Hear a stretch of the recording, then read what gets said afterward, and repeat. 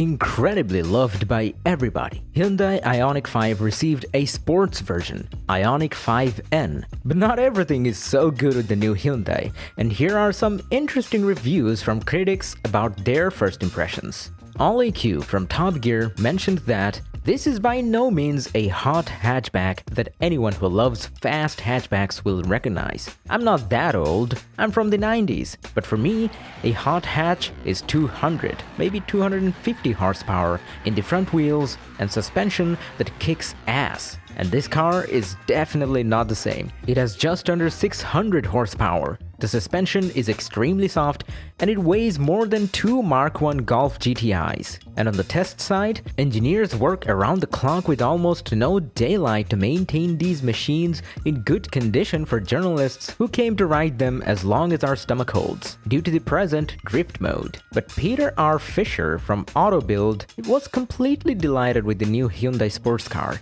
and left only positive feedback. The simulated engine horn makes you really think you're sitting in the i30N. Loud combustion engine and exhaust sounds, shift loss flashing at 8,000 RPM, engine murmuring, hissing when shifting the clutch fast at shift frequency with shutdown, acoustically very convincing.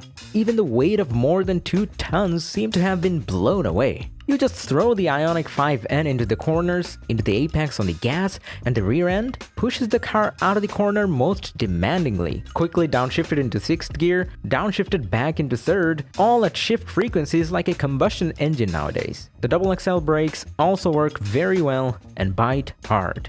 Jeff Perez from Motor One noted that the cost of the car is probably too high. Around $70,000 for a 5N is too much money for a hot hatchback, even if it's electric. A $50,000 Civic Type R or a $60,000 Audi RS3 looks much more profitable. Also, N-Torque Kick is inarguably the dumbest feature in 2023, even dumber than BMW's gesture control for the VW's voice control. Just like in a regular IONIQ 5, the space in the trunk can be limited. On our trips of 2 adults plus 2 children plus 1 cat, we pack every cubic inch of space in the Passat. Here, I feel that we will have problems transporting the same amount of cargo.